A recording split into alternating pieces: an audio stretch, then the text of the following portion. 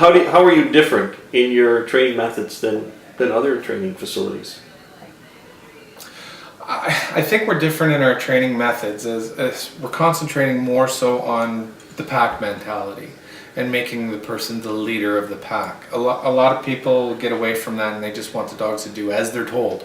Sit, and then the dog sits. Stay, and the dog stays. But in essence, what you have to do is you have to become the leader in every aspect of the dog's life, because that'll keep a dog happy. It will. When a dog is told what to do and he knows what his job is, he's going to be a happy dog. They need to be led. They're pack animals. They're always looking for a leader. Every pack has a leader. And in your pack, you should always be the leader. And we want to teach owners how to be the leaders and maintain the leadership in their pack.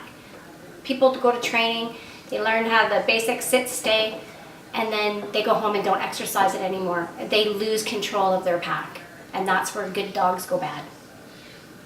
One of my concerns is my dog is not a puppy. I got the dog from a shelter, and I'm worried that they've got a lot of bad habits and I won't be able to change that dog.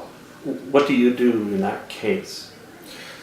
It's consistency. Change is always possible. Yeah. That old adage that you can't teach an old dog new tricks, that's not the truth. That's not the case at all. I just got a new rescue puppy myself. He's not really a puppy, he's 2 years old.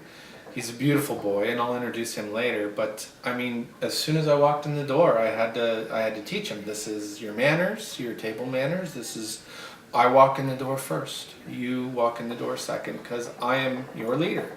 And he gets it, and he's a good dog. And I'm gonna show you the progression of him over the next few weeks. And in that as well, there's always ways to get on top of a bad habit. So as long as we're truly recognizing what the bad behavior is and what needs to be changed, it can always be modified.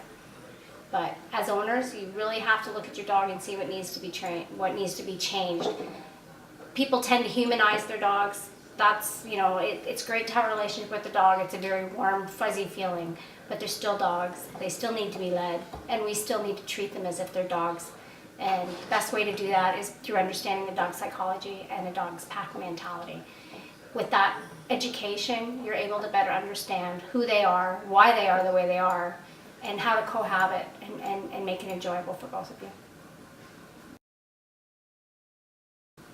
A couple of questions that flow together. One, here I have my dog, I want to get started. How do I get started with you?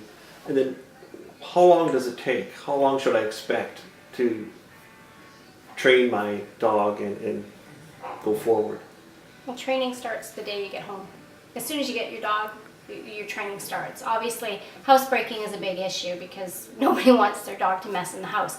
But it's a long, involved process, and it's a lot of consistency and a lot of making a connection between your vocabulary and their actions.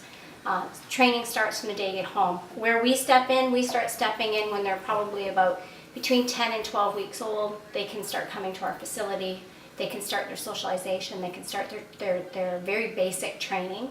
In that training, we also are teaching owners, and we're teaching owners how to teach the dog and how to cohabit with the dog in a way that's appropriate with the human-dog relationship. We offer training right up into adolescent and adult dogs, and then from there, training can go to agility. It can just go to trick training. There's lots of ways to do it.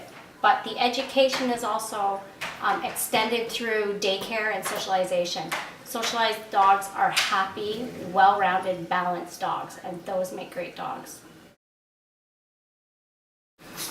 Can you tell me a little bit about your facility that you have here for training? Well, our facility, it's 6,500 square feet.